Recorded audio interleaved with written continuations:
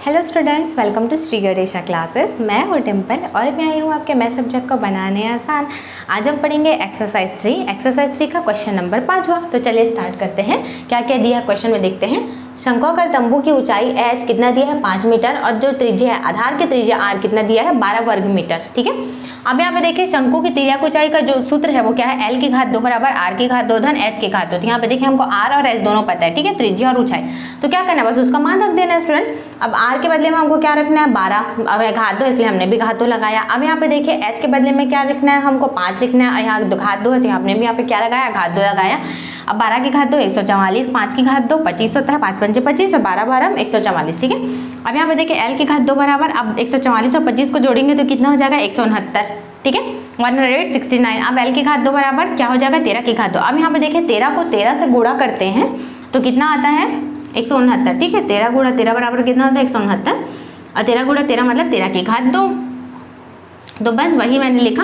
अब यहाँ पे क्या होगा घात 2 कैंसिल हो जाएगा तो l बराबर कितना आ गया 13 मीटर। तो अब हमको क्या पता चल गया l का मान पता चल गया स्टूडेंट। अब यहाँ पे देखिए शंक्वाकार तंबू का वक्र पृष्ठ का क्षेत्रफल का सूत्र क्या होता है पाई आर एल। ठीक है, अब यही जो इसमें सूत्र में जो l है यही हमको निकालना था। ये देखिए तो ये l हमने निकाला, r भी हमको क्या है पता है, अब पाई का मान भी हमको पता है। पाई का मान कितना होता है 22/7 होता है। यहाँ पे मैंने 22/7 रखा और यहाँ पे देखिए r का मान मैंने रखा कितना 12 और l का मान जो हमने अभी निकाला है 13 मीटर वो हमने रख दिया यहाँ पे।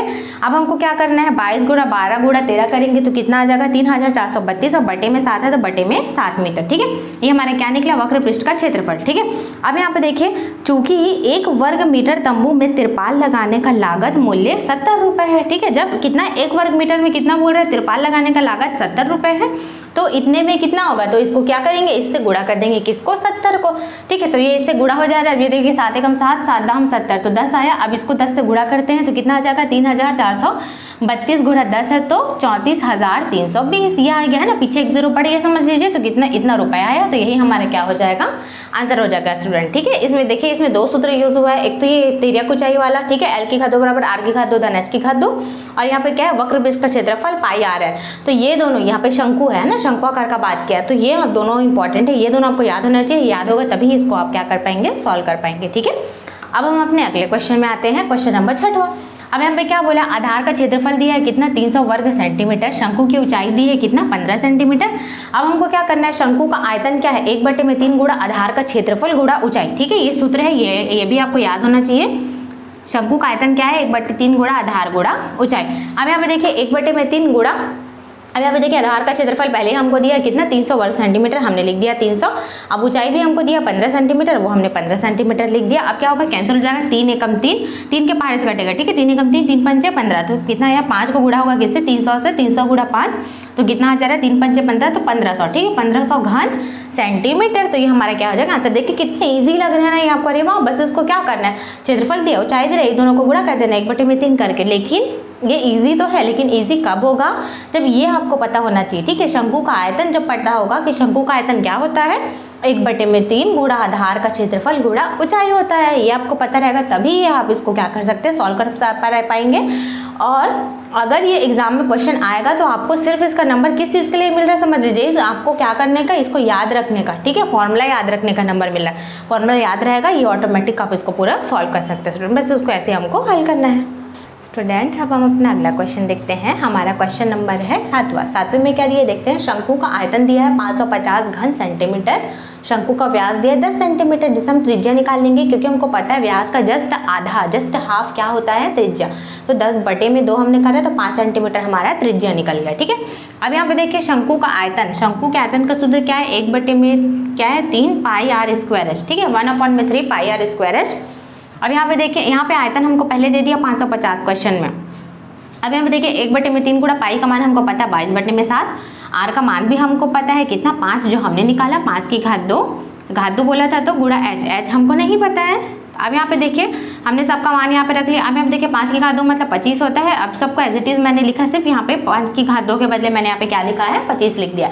अब यहाँ पे क्योंकि हमको एच का वैल्यू यहाँ पे फाइंड करना है तो एच बस इधर रहेगा, बाकी ये पूरा उठा के हम इधर ट्रांसफर करेंगे। तो ये देखिए जो नीचे लिखा है वो ऊपर आ जाएगा। देखिए ऊपर लिखा गया 3 और 3 गुणा 7 नीचे था वो ऊपर आ गया, 22 गुणा 25 जो ऊपर था वो नीचे लिखा गया है ना, क्योंकि ये पूरा क्या हो रहा है इधर ट्रांसफर हो रहा है। ये आपको ऐसा समझना है स्टूडेंट। ठीक है, अब हमको क्या करना है, इसको कैंसिल करना है। तो कैसे होगा, सबसे पहले ये जो 22 है उसको ये 550 से हम कैंसिल करेंगे 11 के पहाड़े से, 11 दूनी 22, ठीक है। यहाँ मैं लिख देती हूँ अच्छे से, 11 दूनी 22 और ये 11 पंचे 55 होता है और 0 का 0, तो ये क्या आ जाएगा 50 और यहाँ क्या बचा है 2। अब ये 2 और इस 50 को कैंसिल करेंगे कैसे, या तो हम इजी और एक कर सकते हैं, क्या 25 से कम 25, 25 दूनी 50, ठीक है। 2 ये ऊपर 2 और एक नीचे 2, ये दोनों क्या हो जाएगा पूरा कैंसिल। सिर्फ हमारे पास क्या बच गया अभी, ये 3 और ये गुणा 7, 3 गुणा 7 तो 7 का कितना हो जाएगा 21। तो ये देखिए कितना आया 21। यहाँ क्या बचा हमारा 3 गुणा 7 बस बचा, तो यहाँ पे क्या आ जाएगा 21। तो एच हमने क्या फाइंड कर लिया, एच 21 सेंटीमीटर। तो यही हमारा क्या हो जाएगा आंसर होगा स्टूडेंट, ठीक है। आयतन, ये शंकु का आयतन है, इसका फॉर्मूला आपको याद होना चाहिए। अब यहाँ पे देखिए हम 8वें नंबर के क्वेश्चन में आते हैं। इसमें क्या बोला, शंक्वाकार कप के आधार की परिधि कितना बोला 22 सेंटीमीटर।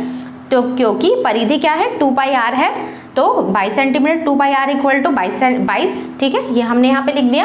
अब यहाँ पे देखिए 2πr, 2 फिर पाई का मान मैंने यहाँ पे लिखा 22/7, क्योंकि r क्या है मेरे को पता नहीं है, इसलिए r मैंने r ही लिख दिया, ठीक है।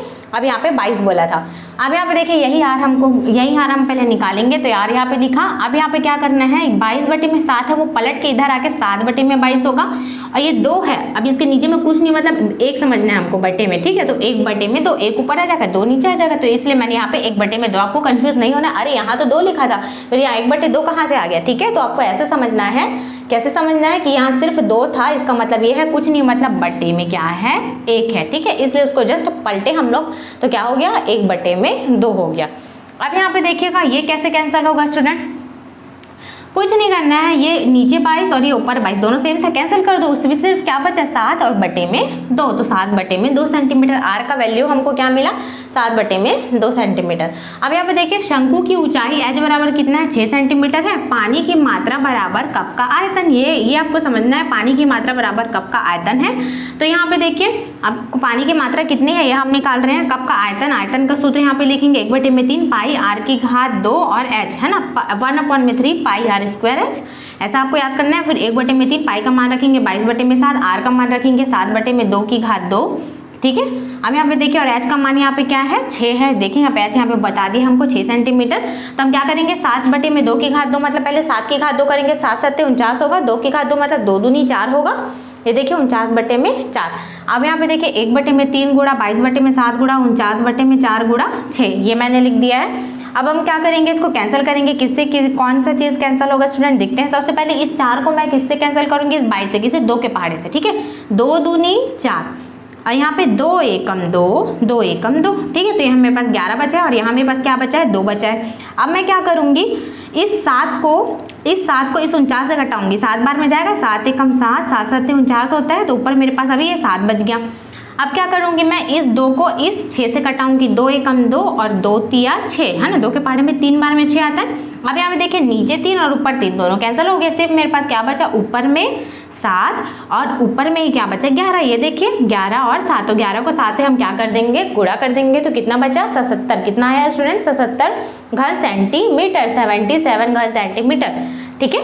ऐसा हमको क्या करना है, इसको समझना है, बस इसको ऐसे ही हमको इसको सॉल्व करना है। परिधि का आपको पता होना चाहिए, परिधि के बदले मेरे को क्या लिखना है, यहाँ पे 2πr लिखना है, ठीक है। और यहाँ पे क्या होना चाहिए, यहाँ पे देखिए ये जो आयतन है उसके बदले क्या लिखना है 1/3 पाई r की घात 2h लिखना है, ये वाला। फिर बाकी सब तो पूरे दिया हुआ है, क्वेश्चन में ऊंचाई दिया हुआ है, ठीक है, और पाई का मान आपको पहले से पता है, और यहाँ पे त्रिज्या दिया हुआ है, सब चीज़ आपको दिया है ना, बस उसको आपको क्या करना है, उसको सॉल्व करना है, वो सिर्फ आपको फॉर्मूले से आएगा, ठीक है। हमारा वीडियो आपको पसंद आए तो प्लीज़ वीडियो को लाइक करिए, शेयर करिए और हमारे चैनल को सब्सक्राइब करिए।